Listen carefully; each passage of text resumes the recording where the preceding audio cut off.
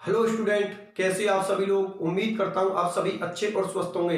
तो आज के लेक्चर में हम बात करेंगे जैविक तंत्र मतलब बायोलॉजिकल सिस्टम। तो ये जैविक तंत्र क्या होता है, बायोलॉजिकल सिस्टम क्या होगा, इसके बारे में हम डिटेल से अध्ययन करेंगे। ठीक है ना। तो मैं आप लोगों को बता देता हूं कि जैविक तंत्र में बायोलॉजिकल सिस्टम में मैं ये बताऊंगा कि जो एस ब्लॉक के एलिमेंट होते हैं ना, उनका बायोलॉजिकल सिस्टम में क्या योगदान होता है या बायोलॉजिकल सिस्टम में क्या उनका रोल होता है, क्या भूमिका होती है, उसके बारे में हम डिस्कशन करेंगे। ठीक है ना। तो आप लोग अच्छी तरीके से जानते हो, खूब हम 11th 12th में बीएससी की फर्स्ट ईयर सेकंड ईयर की क्लास में पढ़ के आए हम लोग कि एस ब्लॉक के जो एलिमेंट होते हैं उनके कितने वर्ग होते हैं, दो वर्ग फर्स्ट और वर्ग सेकंड। वर्ग फर्स्ट के एलिमेंटों को हम क्या बोलते हैं, क्षार धातु मतलब एल्कलाइन मेटल। और वर्ग सेकंड के जो मेटल होते हैं, वर्ग सेकंड के जो मेटल होते हैं उनको हम क्या बोलते हैं, क्षारीय मृद धातु मतलब एल्कलाइन अर्थ मेटल। बात आप लोग समझ में आ गई ना। एस ब्लॉक के एलिमेंटों के कितने वर्ग होते हैं, दो वर्ग होते हैं। कितने ग्रुप होते हैं, वर्ग कितने होते हैं, दो वर्ग होते हैं। वर्ग फर्स्ट को हम एल्कलाइन मेटल बोलते हैं जिनको क्षार धातु बोलते हैं, और वर्ग सेकंड के जो एलिमेंट होते हैं उनको हम क्या बोलते हैं, क्षारीय मृद धातु मतलब एल्कलाइन अर्थ मेटल। तो ये क्षार धातु, क्षारीय मृद धातु या एस ब्लॉक के एलिमेंटों का बायोलॉजिकल सिस्टम के अंदर क्या रोल होगा, क्या भूमिका होगा, उसके बारे में डिस्कशन करेंगे। तो सुनो मेरी बात ध्यान से कि जो एस ब्लॉक के एलिमेंट होते हैं ना, उनका शरीर में दो प्रकार से योगदान होता है। एक तो वो क्या करते हैं, शरीर में आवेश संतुलन का कार्य करते हैं, और एक करते हैं परासरण दाब संतुलन। मैं लिख देता हूं यहां पर आप लोगों के सामने। एक तो शरीर के अंदर वो क्या करते हैं, बॉडी के अंदर, एक तो किसको करते हैं, आवेश को संतुलित करते हैं, आवेश संतुलन। आवेश संतुलन मतलब चार्ज बैलेंस करके रखते हैं। और एक होगा परासरण दाब संतुलन। परासरण दाब संतुलन मतलब ऑस्मोटिक प्रेशर बैलेंस। इधर देखो, एस ब्लॉक के एलिमेंटों का दो रोल होगा, दो काम होगा। एक तो वो आवेश संतुलन मतलब चार्ज को बैलेंस करके रखते हैं, और एक परासरण दाब संतुलन मतलब ऑस्मोटिक प्रेशर बैलेंस। शरीर के अंदर परासरण दाब संतुलन बनाए रखने का काम करते हैं, अर्थात ऑस्मोटिक प्रेशर बैलेंस को बनाने का काम भी कौन करते हैं, एस ब्लॉक के एलिमेंट। तो किस तरीका से एस ब्लॉक के एलिमेंट आवेश संतुलन करते हैं, किस तरीका से वो परासरण दाब संतुलन करते हैं, इसके बारे में डिस्कशन करेंगे। ठीक है। उसके बाद पर्सनली डिस्कशन करेंगे हम लोग क्षार धातु की, फिर उसके बाद पर्सनली डिस्कशन करें हम क्षारीय मृद धातु की, जिनके अंदर दो बहुत महत्वपूर्ण टॉपिक आएंगे हमारा।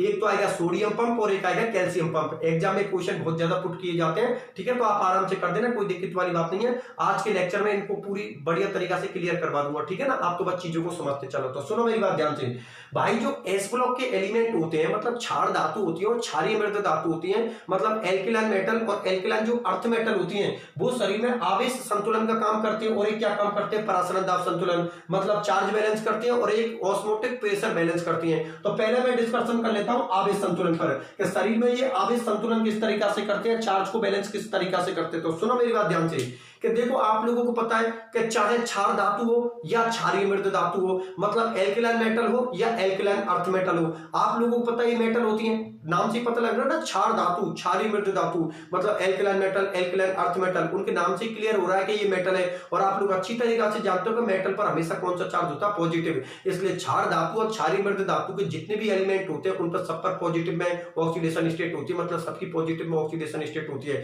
क्षार धातु पर +1 ऑक्सीडेशन स्टेट होती है और क्षारीय मृद धातु पर +2 ऑक्सीडेशन स्टेट होती है। तो देखो, शरीर में चार्ज को किस तरीका से बैलेंस किस तरीका से करके रखते हैं, आवेश को किस तरीका से संतुलित करते हैं कि जैसे हमारे शरीर में माना कि कोई ऋणावेशित आयन बढ़ गए, ऋणावेशित काफी होते हैं, कार्बनिक अणु या ऑर्गेनिक अणु या यौगिक ऐसे होते हैं जो हमारे शरीर में बहुत ज्यादा ऋणावेश इकट्ठा कर देते हैं, बॉडी के अंदर बहुत ज्यादा ऋणावेश इकट्ठा कर देते हैं, नेगेटिव चार्ज इकट्ठा कर देते हैं। तो आप लोगों को पता है कि भोजन के थ्रू, खाने के थ्रू हम लोग किसको ले लेते हैं, जैसे कि हम लोग शरीर में सोडियम ले लिया, पोटेशियम ले लिया, कैल्शियम ले लिया, मैग्नीशियम ले लिया। आप लोगों को पता है शरीर में ऋणावेशित आयन हमारे में, ठीक है, ऋणावेशित आयन बढ़ गए, तो उनको बैलेंस करने का काम कौन करेंगे, एस ब्लॉक के एलिमेंट। क्योंकि आप लोग अच्छी तरीके से जानते हो कि एस ब्लॉक के एलिमेंटों पर कौन सा चार्ज होता है, पॉजिटिव चार्ज। और शरीर में अगर ऋणावेश बढ़ रहे हैं तो ऋणावेश को बैलेंस करने के लिए किसको जरूरत पड़ेगी, अरे भाई माना कि शरीर में एक ऋणावेश हो गया तो उसको बैलेंस करने के लिए एक धनावेश आ जाए तो आपको तक कैंसिल आउट हो जाएंगे दोनों।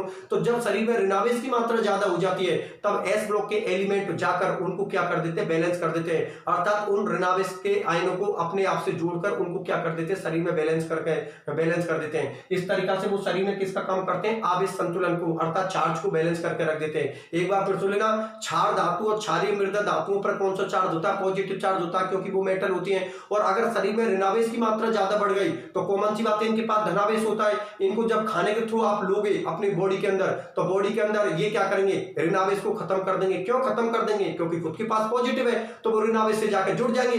कॉमन सी बात है, शरीर में सपोज करो एक नेगेटिव चार्ज ज्यादा हो गया, तो सोडियम आप लोगों ने खाने के थ्रू ले लिया, सोडियम आपने ले लिया, तो आपको पता है कि एक नेगेटिव चार्ज आपके शरीर में है और सोडियम के पास एक पॉजिटिव होता है, तो कॉमन सी बात है एक नेगेटिव को पॉजिटिव कर देगा। जैसे कि मैं एक बात बताता हूं कि शरीर में सपोज कर Cl- आयन ज्यादा हो गए, शरीर में Cl- आयन ज्यादा हो गया, ठीक है ना। अब आपको पता है Cl पर कितना चार्ज होता है, माइनस के 1 चार्ज होता है, और आपने भोजन के थ्रू पोटेशियम को ले लिया, मतलब सॉरी सोडियम, हाँ पोटेशियम ले लो, पोटेशियम पर +1 चार्ज होता है, सोडियम पर भी +1 चार्ज होता है। आपने खाने के थ्रू, भोजन के थ्रू पोटेशियम को ले लिया, सोडियम को ले लिया, तो आप लोगों को पता है इनके पास कौन सा चार्ज होता है, पॉजिटिव, क्योंकि मेटल होती है, और इनके पास कौन सा चार्ज होता है, नेगेटिव। तो ये उससे जाकर जुड़ जाएंगे तो आप लोगों को पता है एक पॉजिटिव एक नेगेटिव को क्या कर देगा, कैंसिल आउट हो, और शरीर में पूरी तरीका से चार्ज को बैलेंस बनाकर रख देगा। मतलब ना ही तो शरीर में पॉजिटिव की मात्रा बढ़ने देंगे और ना ही शरीर में नेगेटिव की मात्रा बढ़ने जाएंगे। मेरी बात आप लोग समझ में आ गई। एक बार फिर सुन लेना, हमारे शरीर में अगर ऋणावेश की मात्रा ज्यादा हो गई तो कॉमन सी बात है क्षार धातु या क्षारीय मृदा धातु उसको बैलेंस कर देंगे, क्योंकि खुद के पास कौन सा चार्ज होता है, पॉजिटिव,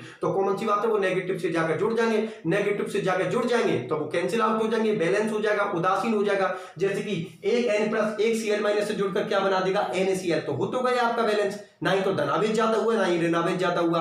बात मेरी आप लोग समझ में आ गई ना। तो इस तरीका से जो S ब्लॉक के एलिमेंट होते हैं, मतलब जो क्षार धातु और क्षारीय मृदा धातु होते हैं, वो अपनी बॉडी के अंदर, अपने शरीर के अंदर आवेश संतुलन का कार्य करते हैं, अर्थात वो चार्ज को बिल्कुल बैलेंस बनाकर रखते हैं। ना ही तो शरीर में नेगेटिव को बढ़ने देते हैं और ना ही शरीर में पॉजिटिव को बढ़ने देते हैं, मतलब ना ही तो शरीर में ऋणावेश को बढ़ने देते हैं ना ही शरीर में धनावेश को बढ़ने देते हैं। वो शरीर में चार्ज को बिल्कुल बैलेंस बनाकर रखते हैं। तो एक तो S ब्लॉक के एलिमेंटों का ये काम हो गया कि शरीर के अंदर क्या करते हैं, आवेश संतुलन, चार्ज को बैलेंस बनाकर रखते हैं। और एक होता है परासरण दाब संतुलन, मतलब ऑस्मोटिक प्रेशर बैलेंस। वो शरीर के अंदर क्या करते हैं, परासरण दाब संतुलन बनाए रखते हैं या ऑस्मोटिक प्रेशर बैलेंस को बिल्कुल बनाकर रखते हैं। क्योंकि आप लोग जानते हो जो अपनी कोशिका होती है, जो सेल होती है, तो सेल में सपोज करो, देखो सुनो मैं बात बता देता हूं आप लोगों को। जो कोशिका होती है, कोशिका सेल के अंदर किसकी ज्यादा मात्रा होती है, मैं यहां पर बात कर लेता हूं सोडियम की, पोटेशियम की। ये कौन सी होती है, क्षार धातु एल्कलाइन मेटल, क्षार धातु एल्कलाइन मेटल। और मैं बात करता हूं मैग्नीशियम की और कैल्शियम की, ठीक है ना। इनको क्या बोलते हैं, क्षारीय मृदा धातु, क्षारीय मृदा धातु मतलब एल्कलाइन अर्थ मेटल। तो देखो एक चीज और बता देता हूं, हमारे सिलेबस में जो क्षार धातु और क्षारीय मृदा धातु है, मतलब जो एल्कलाइन मेटल और एल्कलाइन अर्थ मेटल है, उनमें 4 मेटलों का डिस्कशन कर रखा है। क्षार धातु में तो किसकी बात कर रखी है, सोडियम की और पोटेशियम की, और क्षारीय मृदा धातु में मैग्नीशियम की और कैल्शियम की बात कर रखी है। तो हम इनकी ही बात करेंगे। क्षार धातु में मैं किसकी बात करूंगा, सोडियम की और पोटेशियम की, और क्षारीय मृदा धातु में किसकी बात करूंगा, कैल्शियम की और मैग्नीशियम की, ठीक है ना। इसलिए इनका ही चारों पर डिस्कशन करना है, क्योंकि हमारे सिलेबस में यही दे रखा है। एक हमारे सिलेबस में सोडियम पंप दे रखा है, एक हमारे सिलेबस में कौन, कैल्शियम पंप दे रखा है। तो इसके बारे में भी हम डिस्कशन करेंगे। अभी जैसे जैसे मेरी क्लास चलती जाएगी, आप लोगों के आज के ही लेक्चर में सोडियम पंप आ जाएगा और कैल्शियम पंप आ जाएगा। क्या होगा अभी आप लोगों के लिए समझा दूंगा। तो देखो सुनो मेरी बात, कोशिका के अंदर, सेल के अंदर जो कोशिका द्रव होता है, साइटोप्लाज्म होता है ना। कोशिका द्रव को इंग्लिश में क्या बोलते हैं, साइटोप्लाज्म। कोशिका के अंदर जो कोशिका द्रव होता है, कोशिका द्रव के अंदर या कोशिका के अंदर किसकी मात्रा ज्यादा होती है, पोटेशियम की और मैग्नीशियम की। कोशिका के अंदर किसकी ज्यादा मात्रा होती है, पोटेशियम की और मैग्नीशियम की। और कोशिका के बाहर, सेल के बाहर किसकी ज्यादा मात्रा होती है, सोडियम की और कैल्शियम की। बात मेरी आप लोगों को समझ में आ गई ना। कोशिका के अंदर, सेल के अंदर किसकी मात्रा ज्यादा होती है, पोटेशियम की और मैग्नीशियम की। और कोशिका के बाहर, सेल के बाहर किसकी ज्यादा मात्रा होती है, सोडियम की और कैल्शियम की, ठीक है ना। आप सुनो मेरी बात ध्यान से, क्या कोशिकाओं के अंदर अगर ज्यादा पोटेशियम और मैग्नीशियम हो गया तो आपको पता कोशिका फूलकर फट जाएंगी, ठीक है ना। अगर आप लोगों को पता है कोशिकाओं के अंदर ज्यादा मात्रा में पोटेशियम और मैग्नीशियम हो गया और बढ़ता ही गया पोटेशियम मैग्नीशियम, तो कोशिका एक पल पर जाकर, एक हाथ पर जाकर फूल कर फट जाएंगे, ठीक है ना। या फिर कोशिका के बाहर सोडियम की और कैल्शियम की ज्यादा मात्रा हो गई, तब भी पूरी तरीका से बैलेंस नहीं हुआ। तो कोशिका फूलकर ना फट जाए या ज्यादा सुकड़ भी नहीं जाए, फैलने को हम क्या बोलते हैं, एक्सपेंशन, और सुकड़ने को हम क्या बोलते हैं, कॉन्ट्रैक्शन, ठीक है ना। इस बात को इंग्लिश मीडियम वाला आप ध्यान रखना।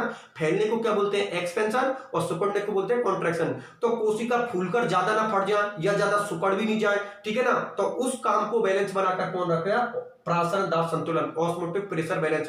मतलब कोशिका ज्यादा फूलकर ना फट जाए या ज्यादा सुकड़ भी नहीं जाए, ज्यादा फूल गई तो वो फट जाएंगी और ज्यादा सुकड़ गई तो वो बिल्कुल एक दूसरे से चिपक जाएंगी, ठीक है ना। तो इस चीज को जो बैलेंस बनाकर रखता है उसको हम क्या बोलते हैं, परासरण दाब संतुलन, ऑस्मोटिक प्रेशर बैलेंस।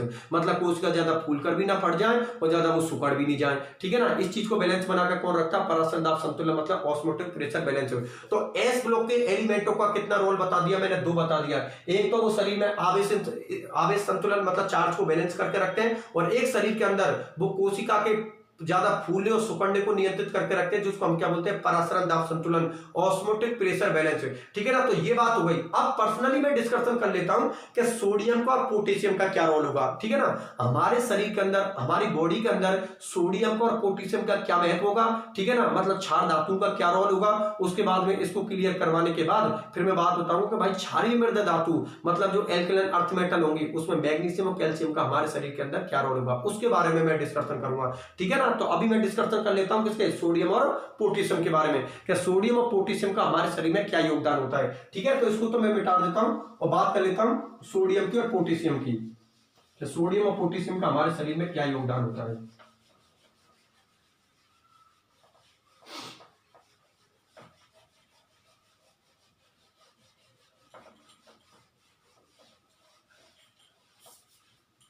देखो भाई, देखिए मैं बात करता हूं अभी यहां पर जैव प्रणाली में, जैव प्रणाली में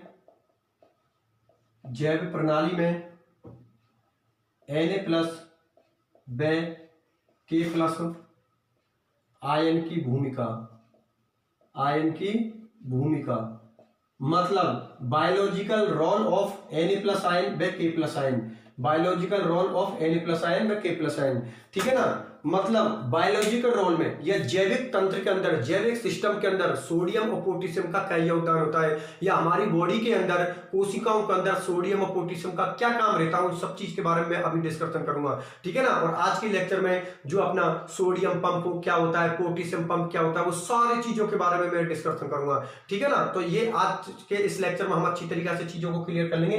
ये बात बता देता हूं, देखो जैविक तंत्र में एस ब्लॉक के एलिमेंटों को बहुत बड़ा रोल होता है, जिसके बारे में अभी डिस्कशन किया है। क्या रोल होता है कि एक तो शरीर में आवेश संतुलित का कार्य करते हैं, मतलब चार्ज को बैलेंस करके रखते हैं। जैसे कि अगर शरीर में नेगेटिव चार्ज ज्यादा हो गए तो कॉमन सी बात है, इनके पास पॉजिटिव चार्ज होता है, तो शरीर में चार्ज को बैलेंस कर देते हैं, ठीक है ना। और एक कि भाई कोशिकाओं के अंदर अगर सोडियम ज्यादा मात्रा में हो गया या पोटेशियम ज्यादा मात्रा में हो गया तो कोशिका फूलकर ना फट जाए, उसके लिए कौन काम करता है, परासरण दाब मतलब ऑस्मोटिक प्रेशर, ठीक है ना। तो उसको हम बोलेंगे परासरण दाब संतुलन, ऑस्मोटिक प्रेशर बैलेंस, कि हमारी कोशिका फूलकर ना फट जाए, ठीक है ना। वो किसके द्वारा संतुलित होगा, परासरण दाब के द्वारा या ऑस्मोटिक प्रेशर के द्वारा। चलो ठीक है, बहुत अच्छी बात है। अब बात करते हैं कि क्षार धातु एल्कलाइन मेटल और क्षारीय मृद धातु एल्कलाइन अर्थ मेटल, इनका हमारे शरीर में क्या योगदान होता है, इनका जैविक तंत्र में बायोलॉजिकल सिस्टम में क्या योगदान होगा, ठीक है ना, क्या कंट्रीब्यूशन होगा, इसके बारे में हम लोगों को डिस्कशन करना है। तो पहले मैं बात करूंगा क्षार धातु की, एल्कलाइन मेटलों की।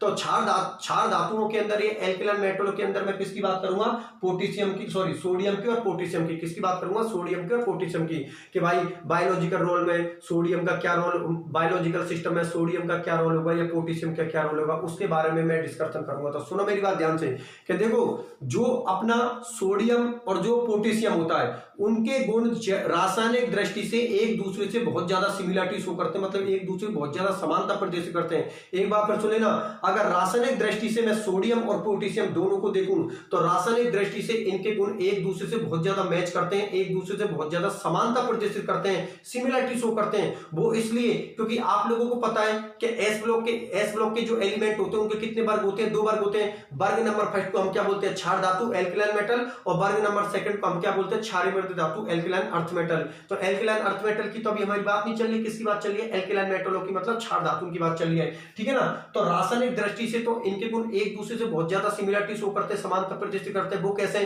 कि आप लोग अच्छी तरीके से जानते हो कि बात किसकी करते हैं, पोटेशियम की और सोडियम की, तो देखो दोनों ही एक ही वर्ग में आते हैं, दोनों ही एक ग्रुप में आते हैं। वो ग्रुप कौन सा होता है? वर्ग नंबर फर्स्ट होता है, जिसको क्षार धातु बोलते हैं। तो एक तो दोनों ही वर्ग फर्स्ट के अंदर आते हैं, ठीक है ना। दूसरी सिमिलरिटी क्या शो करते हैं कि दोनों ही मेटल है, दोनों ही क्षार धातु है, दोनों ही एल्कलाइन मेटल है, दोनों का वर्ग भी एक है, और दोनों के वैलेंसी सेल के अंदर कितने इलेक्ट्रॉन होता है? एक। सोडियम के वैलेंसी सेल में कितने इलेक्ट्रॉन होता है? एक। और पोटेशियम के वैलेंसी सेल में भी कितने इलेक्ट्रॉन होता है? एक। और दोनों की ऑक्सीडेशन स्टेट भी क्या होती है? +1, ठीक है ना। और दोनों ही मेटल है। इसका मतलब रासायनिक दृष्टि से, केमिकल दृष्टि से तो इनके गुण एक दूसरे से बहुत ज्यादा समानता प्रदर्शित कर रहे हैं, बहुत ज्यादा मैच कर रहे हैं एक दूसरे से, ठीक है ना। एक बार फिर बता देता हूं एक दूसरे से कैसे मैच कर रहे हैं कि दोनों एक ही वर्ग में आते हैं, दोनों एक ही ग्रुप में आते हैं, दोनों ही मेटल है, दोनों के वैलेंसी सेल में एक इलेक्ट्रॉन होता है, और दोनों की ऑक्सीडेशन स्टेट कितनी होती है? +1। तो रासायनिक दृष्टि से तो बहुत ज्यादा समानता प्रदर्शित कर रहे हैं, लेकिन जैविक दृष्टि से देखा जाए, बायोलॉजिकल सिस्टम, बायोलॉजिकल तंत्र के अंदर देखा जाए, तो इनके गुण एक दूसरे से बिल्कुल ही डिफरेंट होते हैं, मतलब बिल्कुल ही भिन्न भिन्न होते हैं। सोडियम का अलग काम होता है, पोटेशियम का अलग काम होता है। और सबसे बड़ा काम क्या होता है कि जो अपनी कोशिका होती है, जो अपनी बॉडी के अंदर जो अपनी सेल होती है, तो कोशिका के अंदर, कोशिका द्रव में, अर्थात साइटोप्लाज्म के अंदर, साइटोप्लाज्म के अंदर या कोशिका द्रव में किसकी मात्रा ज्यादा होती है? पोटेशियम की। ये किसमें पाया जाता है? कोशिका के अंदर, कोशिका के अंदर, कोशिका के अंदर किसमें पाया जाता है? कोशिका द्रव में, कोशिका द्रव्य में, मतलब साइटोप्लाज्म में, ठीक है ना। तो पोटेशियम तो कोशिका के अंदर, कोशिका द्रव में पाया जाता है, और जो आप लोगों का सोडियम है ना, वो कोशिका के बाहर ज्यादा पाया जाता है, कोशिका के बाहर। बात मेरी आप लोग समझ में आ गई ना कि जो पोटेशियम होता है, पोटेशियम तो कोशिका के अंदर, कोशिका द्रव में, अर्थात साइटोप्लाज्म में पाया जाता है, और जो अपना सोडियम होता है, वो सोडियम कोशिका के बाहर पाया जाता है, ठीक है ना। कोशिका के अंदर तो कौन होगा? पोटेशियम, और कोशिका के बाहर कौन होगा? सोडियम, ठीक है ना। तो अगर कोशिका के अंदर पोटेशियम ज्यादा मात्रा में बढ़ता गया, तो ऐसे तो कोशिका फूलकर फट जाएगी, ठीक है ना। तो उस चीज को बैलेंस बनाकर रखेगा यहाँ पर सोडियम पंप। अब मैं समझाता हूँ सोडियम पंप का क्या मतलब है यहाँ पर, ठीक है ना। मैं बता देता हूँ आप लोगों के लिए, एक बार फिर सुन लो। रासायनिक दृष्टि से सोडियम और पोटेशियम के गुण एक दूसरे से बहुत ज्यादा मैच करते हैं, बहुत ज्यादा समानता प्रदर्शित करते हैं, बहुत ज्यादा सिमिलरिटी शो करते हैं, लेकिन जैविक सिस्टम के अंदर, जैविक तंत्र के अंदर, बायोलॉजिकल सिस्टम के अंदर इनके गुण बिल्कुल ही डिफरेंट होते हैं। कैसे डिफरेंट होते हैं कि जो पोटेशियम होता है, पोटेशियम कोशिका के अंदर, कोशिका द्रव में पाया जाएगा, और सोडियम कोशिका के बाहर पाया जाएगा, ठीक है ना। पोटेशियम कोशिका के अंदर, कोशिका द्रव में पाया जाएगा, और सोडियम कोशिका के बाहर पाया जाएगा। तो मेरा क्वेश्चन ये है, मेरा बताने का मतलब ये है कि अगर कोशिका के अंदर पोटेशियम बढ़ता गया, पोटेशियम बढ़ता गया, तो ऐसे तो कोशिका फूल कर फट जाएंगी, तो पोटेशियम का कोशिका के बाहर निकलना बहुत जरूरी होगा, ठीक है ना भाई। ऐसे कॉमन सी बात है, अगर कोई चीज बढ़ती गई तो ऐसे तो वो फूल के फट जाएंगी कोशिका, ठीक है ना। तो उस चीज को बैलेंस बना कर रखेगा आपका सोडियम पंप। वो कैसे रहेगा कि मैंने क्या बात बोली है कि कोशिका के भीतर तो कौन प्रेजेंट होता है? सोडियम, पोटेशियम, और कोशिका के बाहर कौन प्रेजेंट होता है? सोडियम। तो जैसे ही कोशिका के अंदर पोटेशियम बढ़ेगा, तो सोडियम क्या करेगा? सोडियम क्या करेगा? कोशिका के अंदर चला जाएगा, और पोटेशियम कोशिका के बाहर चला जाएगा। फिर जैसे ही कोशिका के अंदर सोडियम ज्यादा मात्रा में बढ़ने लगा है, तो पोटेशियम अंदर चला जाएगा, सोडियम बाहर चला जाएगा। इस तरीका से ये अंदर बाहर का प्रोसेस चलता रहेगा। इसी को बोलते हैं सोडियम पंप। मेरी बात आप लोग समझ में आ गई ना। आयन परिवहन, आयन का परिवहन ही तो हो रहा है। जैसे कि मैं एक कोशिका बना ही लेता हूं, जैसे सपोज करो ये अपनी सेल है, ठीक है ना। सेल है, तो सेल के अंदर किसकी ज्यादा मात्रा है? पोटेशियम की, ठीक है ना। और सेल के बाहर किसकी ज्यादा मात्रा? सोडियम की। तो इस तरीका से अगर एक पोटेशियम सेल के अंदर बढ़ता गया, तो ये तो फूल कर फट जाएगी, तो उसको बैलेंस करके कौन रखेगा? Sodium pump. सोडियम पंप कैसे रखेगा कि जैसे ही कोशिका के अंदर पोटेशियम बढ़ने लगेगा, तो सोडियम तो अंदर चला जाएगा, ये सोडियम तो क्या होगा? अंदर आ जाएगा, पोटेशियम क्या होगा? बाहर निकल जाएगा। फिर जैसे ही फिर अब अंदर कौन आ गया? अंदर कौन आ गया? सोडियम। तो इस तरीका से अगर सोडियम बढ़ता गया, तो ऐसा भी कोशिका फूल के फट जाएंगी। तो फिर क्या करेगा? फिर आप लोगों का ये पोटेशियम क्या होगा? अंदर आ जाएगा, फिर सोडियम बाहर निकल जाएगा, फिर अंदर बाहर ये प्रोसेस चलता रहेगा। इसी को तो सोडियम पंप बोलते हैं। भाई पंप का मतलब क्या होता है? अंदर बाहर अगर ये प्रोसेस चलता रहेगा, तो वो ही आपका पंप हो गया, ठीक है ना। Na+ आयन K+ आयन द्वारा प्रतिस्थापित हो जाते हो, K+ आयन Na+ आयन द्वारा प्रतिस्थापित हो जाते हैं। मतलब Na+ आयन की जगह को तो K+ आयन ले लेगा, K+ आयनों की जगह को Na+ आयन ले लेगा। ये ऐसे बोल सकते हो, Na+ आयन K+ आयन द्वारा रिप्लेस हो जाएगा, K+ आयन Na+ आयन द्वारा रिप्लेस हो जाएगा। इस तरीका से ये आयन परिवहन, परिवहन का मतलब होता है आवागमन। आगे की बात सुनिए भाई, परिवहन का मतलब, ट्रांसपोर्ट का मतलब यही तो होता है आवागमन, ठीक है ना। अगर कोशिकाओं के अंदर पोटेशियम ज्यादा मात्रा में बढ़ गया तो सोडियम अंदर चले जाएगा, पोटेशियम बाहर चले जाएगा। फिर सोडियम ज्यादा मात्रा में बढ़ने लग गया तो पोटेशियम अंदर चले जाएगा, सोडियम बाहर आ जाएगा। इस तरीका से अंदर बाहर ये प्रोसेस चलता रहेगा। इस आयन परिवहन को हम क्या बोलते हैं, सोडियम पंप, ठीक है ना, जो किसको बैलेंस बना कर रखता है, सोडियम पोटेशियम आयनों की सांद्रता को, किसके अंदर, कोशिका के अंदर। मेरी बात आप लोगों को समझ में आई या नहीं आई, ठीक है ना। और एक चीज और बता देता हूं, अब आप बोलते हैं कि सर ये सोडियम कोशिका के अंदर कैसे चला जाता है। कोशिका के अंदर तो पोटेशियम की ज्यादा मात्रा होनी चाहिए, तो वो इसलिए होता है कि इसको बैलेंस बनाना बहुत जरूरी है, ठीक है ना। जो कोशिका के अंदर पोटेशियम का रहना इसलिए जरूरी है क्योंकि आप लोग जानते हो कि जो पोटेशियम होता है ना वो प्रोटीन संश्लेषण करता है, ग्लूकोज के उपापचय के लिए रेस्पॉन्सिबल होता है, ठीक है ना। प्रोटीन संश्लेषण मतलब प्रोटीन सिंथेसिस, ग्लूकोज के उपापचय के लिए रेस्पॉन्सिबल होता है। उसके अलावा जितने भी अपने एंजाइम होते हैं उनको सक्रिय करने के लिए, एक्टिव करने के लिए किसकी जरूरत होती है, पोटेशियम की।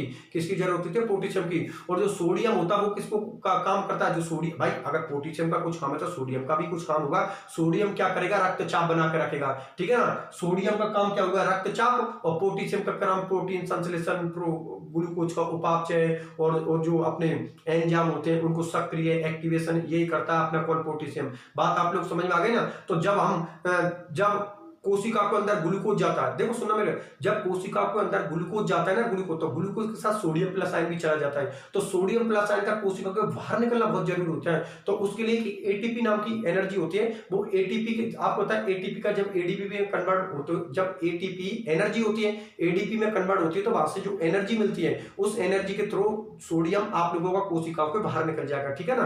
कोशिका के बाहर सोडियम का रहना बहुत जरूरी है और कोशिका के अंदर पोटेशियम का रहना बहुत जरूरी है, ठीक है ना। ये सारी चीज किसके द्वारा पॉसिबल है, सोडियम पंप के द्वारा पॉसिबल। किसके द्वारा पॉसिबल है, सोडियम पंप के द्वारा पॉसिबल। एक बार फिर बता देता हूं मेरे पूरे टॉपिक को, देखो ध्यान से समझना, ज्यादा बड़ी बात नहीं है। आप तो सीधा सा मतलब ये रखो कि कोशिका के अंदर किसकी ज्यादा मात्रा होती है, पोटेशियम की।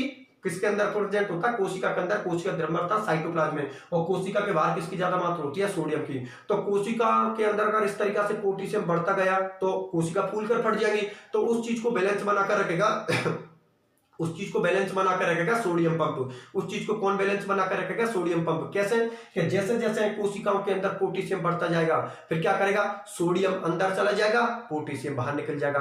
फिर अंदर सोडियम बढ़ने लगा तो फिर पोटेशियम अंदर चला जाएगा, सोडियम बाहर चला जाएगा, ठीक है ना। इस तरीका से इनका आवागमन होता रहता है, आयन ट्रांसपोर्ट होते रहते हैं, आयनों का परिवहन होता रहता है, आयनों का आवागमन होता रहता है। अब मैं कॉमन शब्दों में बोलूं, अपनी लैंग्वेज में बोलूं तो आयन का आवागमन रहता है, ठीक है ना। इसलिए इसको क्या बोलते हैं, सोडियम पंप। पंप का मतलब एक अंदर एक बाहर, एक अंदर एक बाहर, एक अंदर एक बाहर। अगर पोटेशियम ज्यादा मात्रा में बढ़ गया तो सोडियम अंदर चला जाएगा, पोटेशियम बाहर निकल जाएगा। और अगर सोडियम ज्यादा मात्रा में बढ़ने लगा तो फिर पोटेशियम अंदर आ जाएगा, सोडियम बाहर चला जाएगा। इस तरीका से शरीर में सोडियम और पोटेशियम की जो चार्ज है, सोडियम और पोटेशियम का जो आयन का बैलेंस है वो किसके द्वारा मतलब किसके द्वारा बैलेंस होता है, सोडियम पंप के द्वारा।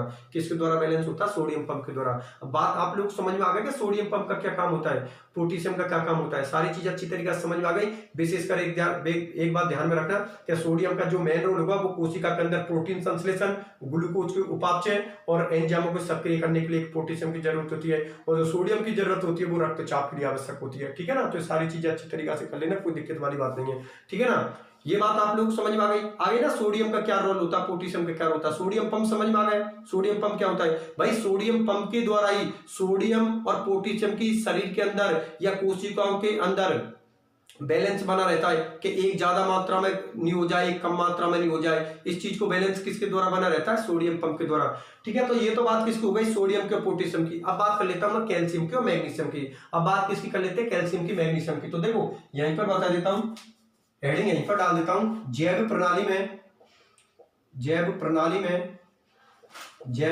में सोडियम की जगह को तो किसको लिख दूं, कैल्शियम को, Ca+2 व Mg+2 आयन की भूमिका। यस करता हूं, पहले मैग्नीशियम को लिख देता हूं, पहले मैग्नीशियम आता है तो यहाँ पर तो लिख देता हूं Mg+2 और यहाँ पर लिख देता हूं मैं Ca+2, ठीक है ना। क्योंकि कैल्शियम से पहले कौन आता है, मैग्नीशियम, इसलिए पहले मैग्नीशियम को लिख देते हैं, बाद में कैल्शियम को लिख देते हैं। तो जैव प्रणाली में मैग्नीशियम व कैल्शियम आयन की भूमिका, मतलब biological role of Mg+2 ion व K+2 आयन, ठीक है ना। बात करते हैं मैग्नीशियम को, कैल्शियम की। तो देखो जिस तरीका से जो प्रोसेस सोडियम का पोटेशियम का होगा, बिल्कुल डिट्टो प्रोसेस किसको होगा, कैल्शियम का मैग्नीशियम का। मैंने अभी क्या बात बोली है कि कोशिका के अंदर कौन ज्यादा मात्रा में होता है, कोशिका के अंदर कौन ज्यादा मात्रा में होता है, पोटेशियम, ठीक है ना। तो इधर से कोशिका के ज्यादा मात्रा में कौन होगा, Mg+2 आयन, ठीक है ना, Mg+2 आयन। कोशिका के बाहर क्षार धातु में कौन होगा, सोडियम, तो इधर से कौन होगा, क्षारीय मृद धातु में आप लोगों का कैल्शियम। तो इस तरीका से बोल सकता हूं कि कोशिका के अंदर तो Mg+2 आयनों की सांद्रता ज्यादा होती है और कोशिका के बाहर K+ आयनों की सांद्रता ज्यादा होती है, ठीक है। अगली बात समझिए, कोशिकाओं के अंदर तो किसकी ज्यादा मात्रा होती है, Mg+2 आयनों की, और कोशिका के बाहर किसकी ज्यादा मात्रा होती है, Ca+2 आयन की, कैल्शियम प्लस आयनों की। तो उसी तरीका से फिर वही प्रोसेस हो जाएगा कि कोशिकाओं के अंदर भाई Mg+2 आयन ज्यादा ना हो जाए तो फिर कैल्शियम अंदर जाएगा, मैग्नीशियम बाहर निकल जाएगा, फिर मैग्नीशियम अंदर जाएगा, कैल्शियम बाहर निकल जाएगा, फिर अंदर बाहर इस तरीका से प्रोसेस चलता रहेगा। इसको आप कैल्शियम पंप बोलोगे। ये किसके थ्रू होगा, कैल्शियम पंप के थ्रू होगा। अरे बात आप लोग समझ में आ गई।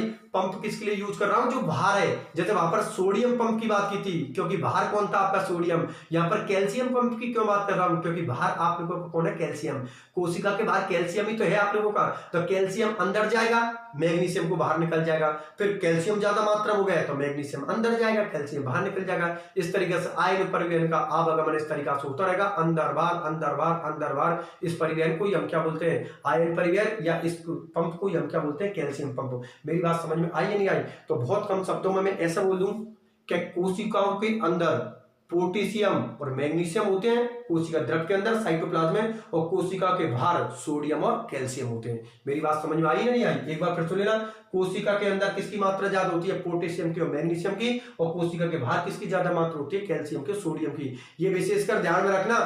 इन चीजों को नॉर्मल तरीका से मत समझना, आपके बस ऐसी है, कर लें कोई दिक्कत नहीं है। एक का भी उल्टा सीधा कर दिया तो पूरा गलत हो जाएगा। कोशिकाओं के अंदर किसकी ज्यादा मात्रा बता रहा हूं, कैल्शियम की और मैग्नीशियम की, और कोशिका के बाहर, सेल के बाहर किसकी ज्यादा मात्रा बता रहा हूं, सोडियम की और कैल्शियम की। इसलिए यहां पर कोई मिस्टेक मत कर देना, कहीं उल्टा सीधा कर दे कोई से स्टूडेंट, गलत हो जाएगा, ध्यान में रखना।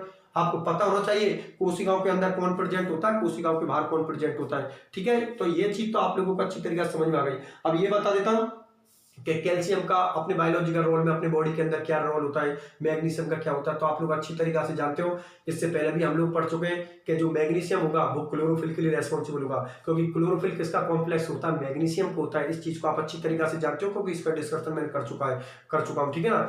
क्लोरोफिल किसका कॉम्प्लेक्स होगा, मैग्नीशियम का। क्लोरोफिल किसका कॉम्प्लेक्स होगा, मैग्नीशियम का। और कैल्शियम के बारे में तो बताने की कोई जरूरत नहीं, आप लोग अच्छी तरीके से जानते हो कि जितनी भी अपनी हड्डी होती है, रक्त का जो थक्का बनता है वो कैल्शियम की वजह से बनता है। हड्डी है, दांत है, इनमें किसका रोल होता है, कैल्शियम को होता है। अगर किसी के जैसे बहुत से ऐसे होते हैं जिनके दांत जल्दी टूट जाते हैं या झड़ जाते हैं, उनके लिए रेस्पॉन्सिबल फैक्टर कौन होता है, कैल्शियम होता है। बहुत सी हड्डी ऐसी होती है कि पकड़ते टूट जाती है, इसका मतलब उनमें कैल्शियम की कमी होती है, ठीक है ना। तो हड्डियां होती हैं, दांत होते हैं, वो किसके बने होते हैं, कैल्शियम की। अगर किसी के जैसे कि हड्डी कमजोर होती है तो डॉक्टर किसकी सलाह देता है कि भाई आप दूध ज्यादा पियो, क्योंकि दूध के अंदर कैल्शियम की मात्रा बहुत ज्यादा होती है, ठीक है ना। तो दूध से हड्डी थोड़ी मजबूत बनती है, क्योंकि दूध हमारे शरीर को क्या देता है, कैल्शियम देता है, ठीक है ना। उसके बाद आप लोग जानते हो कि कैल्शियम का रक्त का थक्का बनाने के लिए भी कैल्शियम रेस्पॉन्सिबल होगा, जो मैंने सारी चीजें नोट्सों में लिखवा रखी है। बात आप लोग समझ में आ गई ना। और इन सारी चीजों को आप अच्छी तरीके से जानते हो कि मैग्नीशियम का क्या काम है। एक बार फिर बता देता हूं, मैग्नीशियम क्लोरोफिल के लिए रेस्पॉन्सिबल होता है, अर्थात क्लोरोफिल किसका कॉम्प्लेक्स होगा, मैग्नीशियम का, ठीक है ना। और कैल्शियम के बारे में तो जानते ही हैं, रक्त का थक्का बनाने के लिए कैल्शियम रेस्पॉन्सिबल होता है। शरीर के अंदर जैसे दांतों में कैल्शियम की जरूरत पड़ती है, और अपनी जो हड्डियां होती है उनके अंदर कैल्शियम की जरूरत पड़ती है, ठीक है ना। तो ये सारी चीजों का रोल हमारे किस सिस्टम होता है, बायोलॉजिकल सिस्टम में, अपने जैविक तंत्र के अंदर। पहले तो ये बात होता है, ये बात आप लोगों को अच्छी तरीके से समझ में आ गई। इस तरीके से मैं ऐसे बोल सकता हूं कि क्षार धातु और क्षारीय मृद धातु, अर्थात एल्कलाइन मेटल और एल्कलाइन अर्थ मेटल को बायोलॉजिकल सिस्टम में बहुत बड़ा रोल होता है, ठीक है ना। केमिकल दृष्टि से इनके गुण एक दूसरे से बहुत ज्यादा मैच कर रहे थे, एक दूसरे से बहुत ज्यादा मैच, मैग्नीशियम कैल्शियम को मैच कर रहा था, बिल्कुल। दोनों धातु हैं, दोनों के वैलेंसी शेल में कितने इलेक्ट्रॉन होते हैं, 2, और दोनों की ऑक्सीडेशन स्टेट कितनी होती है, +2। लेकिन दोनों के अंदर क्या डिफरेंट होता है, ये तो केमिकल दृष्टि से तो ये बता दिए। बायोलॉजिकल सिस्टम में देखें तो बिल्कुल ही डिफरेंट है, इनके दोनों के गुण बिल्कुल ही डिफरेंट होते हैं। कैसे कि मैग्नीशियम कोशिकाओं के अंदर पाया जाता है, कैल्शियम कोशिकाओं के बाहर पाया जाता है। यही बात हमने सोडियम के पोटेशियम की थी कि अगर केमिकल दृष्टि से देखा जाए तो इनके गुण बहुत ज्यादा समानता शो करते हैं। दोनों मेटल होती हैं, दोनों के वैलेंसी शेल में एक इलेक्ट्रॉन होता है, दोनों क्षार धातु होती है, एल्कलाइन मेटल होती है, और दोनों की ऑक्सीडेशन स्टेट क्या होती है, +1। तो केमिकल दृष्टि से तो बहुत ज्यादा समानता शो कर रहे हैं, लेकिन जैविक दृष्टि दृष्टि से दोनों के गुण अलग होते हैं। ये पोटेशियम कोशिका के अंदर पाया जाता है, सोडियम कोशिका के बाहर पाया जाता है, ठीक है ना। तो इस तरीका से इनका बायोलॉजिकल सिस्टम में अपना रोल होता है, भूमिका होती है उनकी।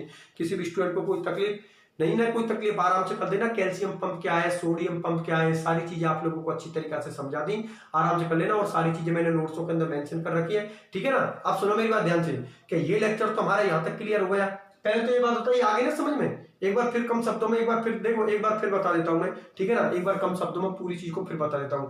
आज का जो हमारा टॉपिक था वो था जैविक तंत्र, बायोलॉजिकल सिस्टम। तो बायोलॉजिकल सिस्टम के अंदर, जैविक तंत्र के अंदर एस ब्लॉक के एलिमेंटों का क्या काम होता है वो चीज पढ़नी है हम लोगों को, ठीक है ना। तो मैंने ये बताया कि भाई जो एस ब्लॉक के एलिमेंट होते हैं उनको बायोलॉजिकल रोल में यही योगदान होता है कि एक तो वो शरीर के अंदर बायोलॉजिकल सिस्टम में आवेश को संतुलित करके रखते हैं, चार्ज को बैलेंस करके रखते हैं। और एक इनका काम होता है परासरण दाब संतुलन, मतलब ऑस्मोटिक प्रेशर बैलेंस का। कोशिका ज्यादा फूल करना फट जाए, ज्यादा सुकड़ भी नहीं जाए। फूलने को मैंने बता दिया आप लोगों को, किसी चीज का फैलना होता है एक्सपेंशन और किसी चीज का सुकड़ना होता है कॉन्ट्रैक्शन, ठीक है ना। तो कोशिका ज्यादा फूल करना फट जाए या ज्यादा सुकड़ भी नहीं जाए, ज्यादा चिपक भी नहीं जाए, तो वो किसके द्वारा बैलेंस बना रहेगा, परासरण दाब ऑस्मोटिक प्रेशर बैलेंस के द्वारा। चलो ठीक है। उसके बाद हमने क्षार धातु और क्षारीय मृद धातु, एल्कलाइन मेटल और एल्कलाइन अर्थ मेटल को जैविक तंत्र में रोल पढ़ा था कि भाई इनका क्या रोल होता है। तो पहले मैंने डिस्कशन किया था बायोलॉजिकल सिस्टम में सोडियम का, पोटेशियम का। तो रासायनिक दृष्टि से तो एक दूसरे से बहुत ज्यादा समानता शो करते हैं, लेकिन जैविक दृष्टि से इनके गुण बहुत ही ज्यादा डिफरेंट होते हैं, और वो मैंने समझा दिया। उसके बाद इसी में सोडियम पंप की बात की थी। तो सोडियम पंप के अंदर मैंने क्या बात बोली थी कि भाई कोशिकाओं के अंदर किसकी मात्रा होती है, पोटेशियम की, और कोशिकाओं के बाहर किसकी ज्यादा मात्रा होती है, सोडियम की।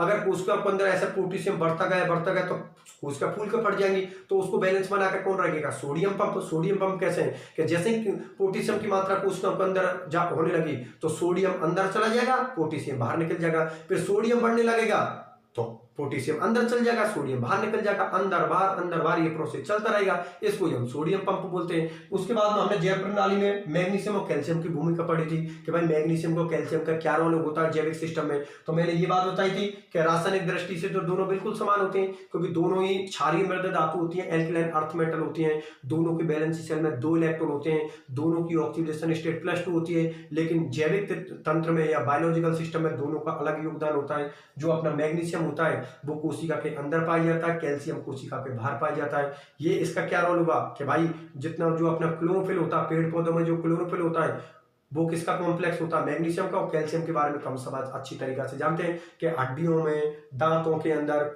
जो रक्त का थक्का बनाने के लिए किसकी जरूरत पड़ती है, हमारे लिए कैल्शियम की, ठीक है ना। ये बात आप लोग समझ में आ गई ना। रक्त का थक्का बनाने के लिए भी कौन रेस्पॉन्सिबल होता है, अपना कैल्शियम रेस्पॉन्सिबल होता है, ठीक है ना। फिर वही कोशिकाओं के अंदर अगर Mg+2 आयन ज्यादा बढ़ने लगेगा तो Ca+2 आयन अंदर चल जाएगा, Mg+2 आयन बाहर चल जाएगा। Ca+2 आयन फिर अंदर चला जाएगा, Mg+2 आयन बाहर। फिर जैसे Ca+2 आयन बढ़ने लगेगा तो Mg+2 आयन अंदर चल जाएगा, Ca+2 आयन को बाहर निकल जाएगा। इस तरीके से अंदर बाहर का ये प्रोसेस चलता रहेगा। इसी प्रोसेस को हमने क्या बोला यहाँ पर, कैल्शियम पंप बोला था, ठीक है। बात आप लोग समझ में आ गई। तो बस ये लेक्चर था अपना, ठीक है ना। अब इस यूनिट के 2 लेक्चर बच गए। एक तो नाइट्रोजन स्थिरीकरण मतलब नाइट्रोजन फिक्शन जो अपना लेक्चर नंबर 5 होगा, और एक होगा साइटोक्रोम C जो होगा अपना लेक्चर नंबर 6। और उसी में मैं इस यूनिट की प्रॉब्लम बता दूंगा, आप लोग देखते रहो। बहुत सिंपल क्वेश्चन आते हैं, ठीक है ना। वो तो आप लोग जैसे जैसे मेरे टॉपिक चलते हैं वो देख लेना। बाकी का जो अपना 6 नंबर का लेक्चर होगा उसमें मैं क्वेश्चन बता दूंगा आप लोगों के लिए कि भाई इस यूनिट से अपनी यूनिवर्सिटी के कैसे कैसे क्वेश्चन आए, आराम से देख लें। बहुत सिंपल से क्वेश्चन आते हैं, ठीक है ना। बाकी की सारी यहाँ पर मैंने सारी चीजें समझा दी, और चीजें मैं नोट्स में लेकर रखे। एक बार देख लिया नोट्स, एक बार देखते ही दिमाग में क्लियर है, ठीक है ना। बात मेरी समझ में आ गई। एक बार लेक्चर देखते ही नोट्स बनाना तो बिल्कुल अच्छी तरीके से क्लियर हो जाएंगे, ठीक है ना। क्लास देख ली, अब आराम से देख के नोट्स बना लो। आप लोग कोई चीज समझ में नहीं आती पूछ लो, ठीक है। मिलते हैं लेक्चर नंबर 5 में, अपना ख्याल रखना।